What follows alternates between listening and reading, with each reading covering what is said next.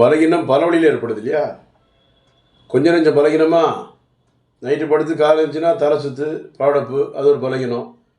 சர்க்கரைனால பலகீனம், தூக்கமினால பலகீனம், வயது முதிர்ச்சியினால் பலகீனம், சரியான ஆகாரம் எடுக்க முடியாத ஆண்கள் பெண்களுக்கு குழந்தைகளுடைய பலகீனங்கள், குழந்தைகளுக்கு ஊட்டச்சத்து இல்லாத பலகீனங்கள், தாம்பத்திய உறவு சரியாக முழுமையாக செய்ய முடியாத ஆண்களுக்கு பலகீனம், திரும்ப முடிந்து தாம்பத்திய உறவில் முழுமையாக ஈடுபட முடியாது அந்த பலகீனம், வாலிபர்கள் சிறு வயதில் சுய இன்பம் செஞ்சு உடம்பு பலகீனமான ஒரு பலகீனம், சோர்வு, களைப்பு, ஞாபக மறதி, மன அழுத்தம், பயம், நடுக்கம், எல்லாமே பலகீனம் தான்.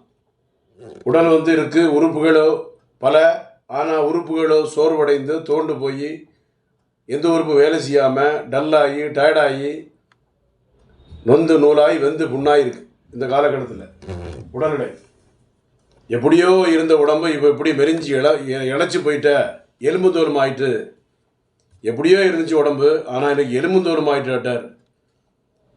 ஒரு மாதிரி டயர்டாக இருக்குது, கவலையாக இருக்குது, கல்யாணம் முடியலாமா வேண்டாமா, திருமுடிந்தா குழந்தை உண்டாக்க முடியுமா முடியாதா, தாம்பத்திய உறவு செய்ய முடியுமா முடியாதா என்ற குழப்பங்கள், பலகீனங்கள், கவலைகள், மன அழுத்தங்கள், வீடுகளில் உறவின் இழப்பினால் பலகீனம், எல்லாமே பலகீனம் ஆகி கடைசியில் உடம்பு டல்லாகி டயர்டாகி பலவிதமான குழப்பங்களை ஏற்படுத்துறது.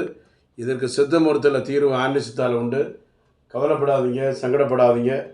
Doctor G Johnson BSMS Antony Siddha, Kodambakkam, Chennai 24.